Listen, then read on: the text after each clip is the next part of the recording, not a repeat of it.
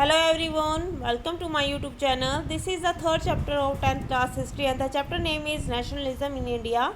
In this video, I will explain three more topics. The Salt March, second is relaunched civil disobedience movement, and the last topic is how participants are the movement.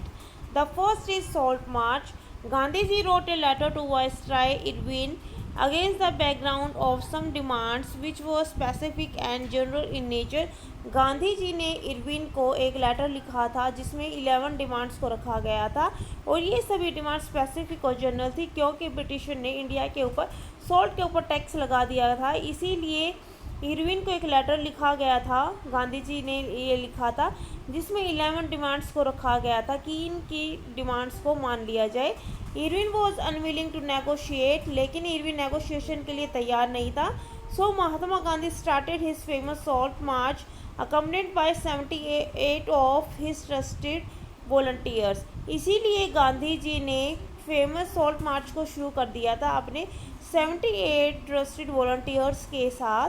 The march was over 240 miles from Gandhi ji's ashram in Sabarmati to Gujarat coastal town of Dandi, और ये salt march 240 miles को ये cover करते हुए गांधी जी के आश्रम साबरमती से गुजरात का कोस्टल एरिया जहां पर दांडी एक टाउन है वहां तक ये सॉल्ट मार्च ये यात्रा थी जो ये यहाँ तक ये कंप्लीट होनी थी। The volunteers walk for 24 days about 10 miles a day, और वॉलंटियर्स ने गांधी जी ने ये सॉल्ट मार्च 24 days में ये कंप्लीट किया था। वो साबरमती से दांडी पहुँचे थे और वो एक दिन में 10 miles कवर करते थे। Thousands came to hear Mahatma Gandhi wherever he stopped, and he told them what he meant by Swaraj। और जहाँ पर भी गांधी जी अपने वॉलंटियर्स के साथ रुकते थे उस गांव के लोग गांधी जी के पास आते थे और गांधी जी उनको मैसेज देते थे कि और उनको बताया जाता था कि स्वराज का असल में क्या मीनिंग है।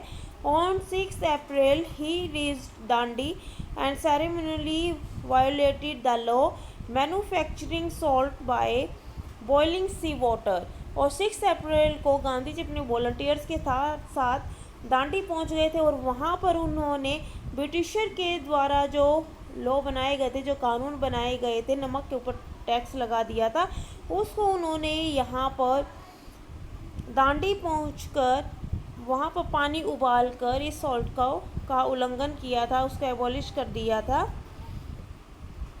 The next is Gandhi ji relaunch the civil disobedience, कि गांधी जी ने अपना सिविल डिसोबीडेंस मूवमेंट दोबारा से शुरू क्यों किया था। The round table conference in London was a failure, जो लंदन में राउंड टेबल एक कॉन्फ्रेंस होनी थी जिसमें गांधी जी को बुलाया गया था। वहाँ पर लॉर्ड इरविन के साथ गांधी जी की मीटिंग हुई थी, लेकिन वहाँ पर नेगोशिएशन नहीं किया गया था, 11 डिमांड्स को नहीं माना गया था, इसीलिए ये मीटिंग फेल हो गई थी। On returning to India Gandhi ji took a conscious step to relaunch the civil disobedience movement because of the following reasons. और जब गांधी जी लंदन से इंडिया में आए थे तो दोबारा से उन्होंने सिविल डिसोबीडेंस मूवमेंट को शुरू कर दिया था और उसके कई रीजन्स थे। First is many nationalist leaders including Abdul Ghaffar Khan and Jawaharlal Nehru were imprison. Congress party के या नेशनलिस्ट जो थे अब्दुल गफ्फार और जवाहरलाल नेहरू, इन सब को पकड़कर जेल में बंद कर दिया गया था। Second is the British government had again started using force to suppress nationalist activities like meeting, demonstration and boycotts. तो यहाँ पर जो ब्रिटिश गवर्नमेंट है उन्होंने दोबारा से इस मूवमेंट को दबाने के लिए नेशनलिस्ट को दबाना शुरू कर दिया था, उनके ऊपर प्रेशर बनाया जा रहा था ताकि वो बायकॉट ना करें, मीटिंग ना करें या डेमोस्ट्रेशन वहाँ पर ना किया जाए। The third is the Congress had been declared illegal, और कांग्रेस पार्टी को ब्रिटिशर के द्वारा इलीगल पार्टी घोषित कर दिया गया था, डिक्लेयर कर दिया था। इसीलिए ये सभी मेन रीजन्स थे जो गांधी जी ने सिविल डिसोबीडेंस मूवमेंट को दोबारा से शुरू किया था। Role of business classes in civil disobedience movement, business classes ने सिविल डिसोबीडेंस मूवमेंट को किस तरह से लिया। डिफरेंट क्लासेस जैसे वुमेन का क्या रोल था, या फिर पीजेंट्स, वर्कर्स, उनका सिविल डिसोबीडियंस मूवमेंट में उनका क्या पार्टिसिपेशन था, क्या रोल था, वो सभी इसमें एक्सप्लेन कर रखा है। Following was the role of business classes in the civil disobedience movement. यहाँ पर बिजनेस क्लासेस का एक्सप्लेन है कि उन्होंने गांधी जी का सिविल डिसोबीडियंस मूवमेंट में साथ क्यों दिया था।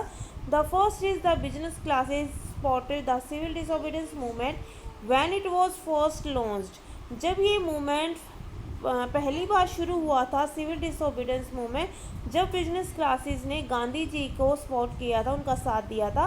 For them swaraj meant an end to the oppressive policies of the colonialist. और उनके लिए स्वराज का सिर्फ ये मीनिंग था कि कॉलोनियल लीडर्स ने या रूलर्स ने या ब्रिटिश ने इंडियन बिजनेस के ऊपर जो भी पॉलिसीज़ या टैक्सेस लगा रखे हैं उनको ख़त्म कर दिया जाए। उनके लिए स्वराज का मीनिंग यहीं तक सीमित था। दे और reacted against colonial policies that restricted business activities as they wanted to expand their business. British ने जितने भी बिजनेस एक्टिविटीज़ के ऊपर रिस्ट्रिक्शंस लगा रखे थे, टैक्स लगा रखा थे, उनको एबॉलिश करना था, उनको ख़त्म करना था। और बिजनेसमैन अपने बिजनेस को और एक्सपेंड करना चाहते थे, इसीलिए उन्होंने गांधी जी का इस मूवमेंट में साथ दिया था। They gave financial assistance and refused to buy or sell imported goods. Businessman ने गांधी जी की फाइनेंशियली इस मूवमेंट में हेल्प की थी, लेकिन वो क्या चाहते थे कि जब स्वराज इंडिया में स्थापित हो जाए, स्वराज इंडिया में आ जाए, इंडिया को आज़ादी मिल जाए, तो उसके बाद जो बाहर से मटेरियल आता है जिसको हम इंपोर्ट करते हैं उसकी सेल को बंद कर दिया जाए, उसको रिफ्यूज़ कर दिया जाए। इसीलिए इंडियन बिजनेसमैन क्लासेस ने गांधी जी का साथ दिया था। Thank you very much for watching this video.